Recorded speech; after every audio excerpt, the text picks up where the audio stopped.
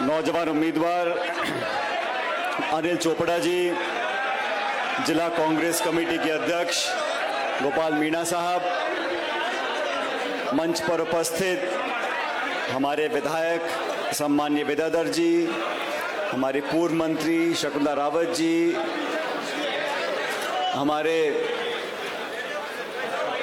शिखा मील जी, वेद सोलंकी जी, शाहपुरा से विधायक मनीष यादव जी, सभी प्रधान, पूर्व प्रधान, आमेर से पूर्व विधायक पिलानिया जी, हमारे वर्तमान विधायक प्रशांत शर्मा जी, अभिषेक चौधरी जी, सभी मंच पर नेतागण, इस सभा में मौजूद नौजवान दोस्तों, किसान भाइयों, माताओं, बहनों, प्यारे बच्चों, सबसे पहले मैं अपनी तरफ से अनिल चोपड़ा जी को बहुत बहुत बधाई देना चाहता हूं। आज उन्होंने नामांकन भरा है। आप सबके भरोसे पर इस क्षेत्र से वो लोकसभा के उम्मीदवार बने हैं और जैसा अनिल जी ने कहा, कांग्रेस पार्टी ने बहुत सोच समझकर इन पर विश्वास व्यक्त किया है।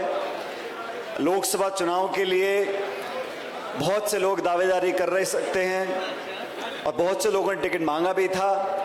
सब अच्छे और सब काबिल व्यक्ति थे, लेकिन कांग्रेस पार्टी ने एक व्यक्ति को टिकट दिया है। टिकट एक को मिलता है, लेकिन चुनाव पूरी पार्टी लड़ती है। इसलिए जैसा मंच पे सब नेताओं ने बोला, मैं भी आपको आग्रह करना चाहता हूं कि ये चुनाव महत्वपूर्ण है, सिर्फ अनिल जी को सांसद बनाने के लिए नहीं, सिर्फ कांग्रेस को जीत दिलाने के लिए नहीं, लेकिन देश में जो व्यवस्था बनी है, देश में जो हालात हैं, ये छोटा चुनाव नहीं है सीआरडीआर का, प्रधान प्रमुख का, ये देश का चुनाव है। लोकसभा में किस दल को कितना बहुमत मिलता है, किसकी सरकार बनती है, कैसे 10 साल इस देश में जिन लोगों ने राज किया है, उनकी बोल, उनकी चाल, उनका पूरा आप लेखा जोखा देखोगे, आप समझ जाओगे कि इन 10 सालों में प्रचार हुआ है, इश्तिहार छपे हैं अखबार में, होर्डिंग में, टेलीविजन में, व्हाट्सएप में, लेकिन धरातल पर जो आज हालात किसान के हैं, क्या कीमत खाद की है, बीज की है, बिजली की है, पानी की है, ये वही सरकार है बीजेपी की 2014 में जब पहली बार वो चुनाव लड़ रहे थे विपक्ष में होते हुए, उन्होंने कहा था हम सरकार में आएंगे तो हम किसान की आमदनी दुगनी कर देंगे। मैं आप लोगों से पूछना चाहता हूं, किसान भाइयों से, आप में से किसी की आमदनी दुगनी हुई है क्या?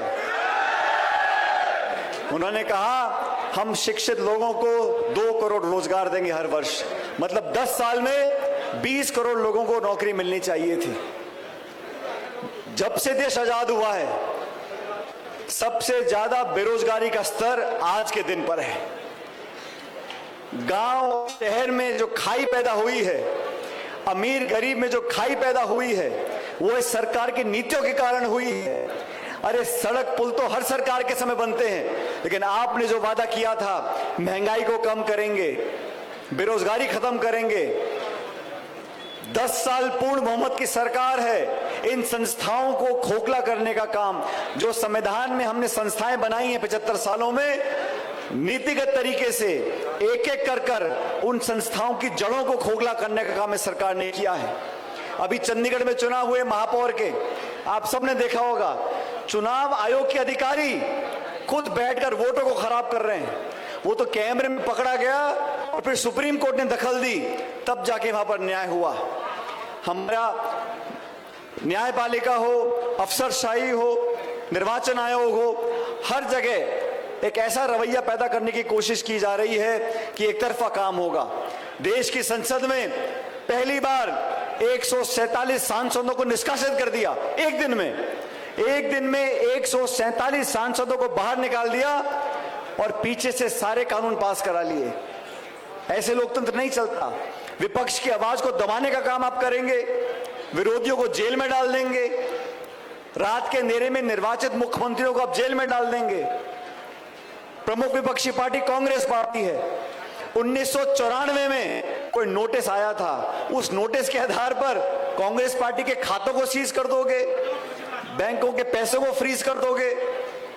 विपक्ष को खत्म करना चाहते हैं, कुचलना चाहते हैं, आवाज को दबाना चाहते हैं। इनकम टैक्स, सीडी, ईडी और सीबीआई सिर्फ विपक्ष के लोगों पर आक्रमण करेंगे। ऐसी राजनीति पहले कभी नहीं हुई। ये घमंड और गुरूर की राजनीति है। जनता जनार्दन है। चुनाव से पहले आप घोषणा कर रहे हो 200 पार, 300 पार, 400 पार, 500 पार। अरे चुनाव काय को करा रहे हो? अगर आप सारे पार ही करा दिए तो जनता इसी बैठी है। मेरा आप लोगों से आग्रह है साथियों, इस भारतवर्ष में 75 साल से किसी दल की सरकार बनी हो, हमने संस्थाओं को पोषित किया है, पारदर्शिता को आगे बढ़ाया है, सरकारें आई हैं, चली गई हैं, लेकिन देश बहुत महत्वपूर्ण है, लोकतंत्र की जड़ें बहुत महत्वपूर्ण हैं। इसलिए इस चुनाव में तराजू को संतुलित करने का काम हमको करना है। एक तरफा काम होने से मामला गड़बड़ा जाता है। 2 बार राजस्थान में चुनाव हुए, 25 की 25 सीट भाजपा ने जीती। कौन से तारे तोड़ के लिया है? जो भी सांसद बने इतने भारी बहुमत से जीत कर गए, राजस्थान को क्या मिल गया? मेरा आप लोगों से आगे, अनिल चोपड़ा जी को पार्टी ने आपके भरोसे पर अपना उम्मीदवार बनाया है और सबके भाषण आपने सुने और मैं देख रहा था कितना फर्क होता है। मैंने पूछा अनिल जी से कि आप छात्र संघ के अध्यक्ष कब बने थे? 2014 में, 10 साल पहले। लगातार तब से कांग्रेस पार्टी के लिए काम किया है। पार्टी ने जिम्मेदारी दी अलग अलग राजस्थान के राज्यों में, अलग अलग जिलों में, लेकिन इस बार चुनाव में सबकी सलाह करने के बाद एक व्यक्ति को टिकट मिला है। मैं आप सबसे आग्रह करूंगा, खासकर नौजवानों से, और 36 गांव में, ये बहुत बड़ा क्षेत्र है, मानसूर से झोटवाड़ा, इतना लंबा क्षेत्र है, इतना बड़ा इलाका है, यहाँ उम्मीदवार हर गांव ढाणी में नहीं पहुंच सकता। ये चुनाव तो आप लोगों को लड़ना पड़ेगा, कांग्रेस संगठन को लड़ना पड़ेगा। हमारे मंच पे तमाम नेतागण बैठे, हम सब मिलकर लड़ेंगे। और मैं देख रहा था समय कैसे बदलता है। प्रशांत जी अपना भाषण दे रहे थे, हमारे विधायक आमेर से, और मैंने प्रशांत जी के पहले कुछ भाषण सुने, लेकिन विधायक बनने के बाद थोड़ा एक अलग आदमी के भाषण में आ जाता है। तो कितनी चतुराई से, और प्रशांत जी ने ठीक कहा, नाम के पीछे क्या लेगा फर्क नहीं पड़ता, इंसान के दिल में क्या है उससे फर्क पड़ता है। और प्रशांत जी ने अपने छोटे भाई का जो आशीर्वाद दिया, वो कोई जाति विशेष, गोत्र, धर्म के नाम पर नहीं है, कांग्रेस का परिवार है। ये मनीष जी बैठे हैं, इनको पार्टी ने मौका दिया, कामयाब नहीं हुए, पार्टी ने दोबारा मौका दिया, रिकॉर्ड बनाया है। मैं तो चाहता हूं आप सब लोग इस शाहपुरा के नौजवान विधायक के लिए जोरदार तालियां बजाओ।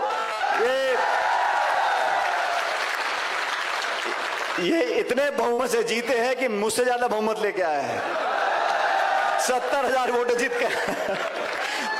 हम सब लोग जो हैं कांग्रेस पार्टी के, आप सब की सेवा करने के लिए आज यहाँ बैठे हैं। हम में से कोई चुनाव जीता होगा, कोई चुनाव हारा होगा, लेकिन ये चुनाव लोकतंत्र का चुनाव है, बड़ा चुनाव है, देश का चुनाव है। मैं आप सब से आग्रह करना चाहता हूं साथियों।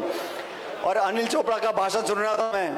अनिल भाई, पहले भाषण में इतना गला मत फाड़, अभी 3 हफ्ते बचे हैं, तो बहुत भाषण देने हैं, बहुत लोगों में जाना है, लेकिन मैं जानता हूं जो नौजवान होता है उसमें ऊर्जा होती है, काम करने की एक ऊर्जा पेट से पैदा होती है, और वो ख्वाहिश मेहनत करने की, बुजुर्गों का सम्मान करने की, सबको साथ लेकर चलने की, क्योंकि जिसको लंबी राजनीति करनी है वो कभी कच्ची बात नहीं करेगा। जिसको दोबारा जनता के बीच में जाना है 5 साल के बाद, वो बहुत संभल कर बात का बोलेगा। और मैं इतना जानता हूं कि हम सब लोग जो कांग्रेस पार्टी के आज आपके बीच में आए हैं, इनके नामांकन के समय आपको आश्वस्त करते हैं कि नौजवान जीतने के बाद 24 घंटे आपकी सेवा करेगा। हम सब बैठे हैं आपकी जमानत लेने के लिए कि आपके बीच में रहकर काम करेगा। लेकिन अभी तो चुनाव शुरू हुआ है, अभी तो चुनाव शुरू हुआ है। आज मैं आया हूं, लेकिन अभी दूसरी पार्टी के और नेता आएंगे। अभी यहां पर ये चुनाव बड़ा चुनाव है। अभी दूसरी पार्टी के नेता भी आएंगे, लटके झटके लगेंगे, लंबे लंबे भाषण होंगे और हार ऐसे ऐसे भाषण होंगे। लेकिन आप सबसे कहना चाहता हूं, 2-2 बार बहक गए भाषण में, इस बार बहकना मत। इस बार हाथ का निशान है, पंजे पर वोट डालनी है। और देखो, ये राजस्थान में जो चुनाव हो रहा है, देश में जो चुनाव हो रहा है, ये आने वाले 5 साल तक इस देश की दिशा दशा तय करेगा। 36 कौम के साथियों को बोलना चाहता हूं, यहाँ पे बहुत सारे बुजुर्ग लोग बैठे हैं और मैं स्वागत करना चाहता हूं जिन साथियों ने आज कांग्रेस पार्टी में शामिल उनको किया है। यादव साहब का, सैनी साहब का आपका बहुत स्वागत करता हूं और आप सब साथियों से प्रार्थना करता हूं कि आप से लेकर 19 तारीख तक हम सब मिलकर कांग्रेस पार्टी की मेहनत करें, कांग्रेस पार्टी को विजयी बनाएं और अनिल चोपड़ा जी को हाथ के निशान पर बटन दबाकर जोरदार हाथ खड़े करके बताओ, जोरदार नारा देना मेरे साथ, कांग्रेस पार्टी। ऐसे नहीं, ये हम नामांकन पे आए हैं एक संदेश देने के लिए, आधे मन से जयकारा लगाना नहीं है, जयकारा मोटा लगना चाहिए। कांग्रेस पार्टी। ये तीसरा वाला आखिरी है, लेकिन ये दिल्ली तक आवाज जानी चाहिए। ठीक है, ठीक है। कांग्रेस पार्टी। बहुत बहुत धन्यवाद। राम राम साहब।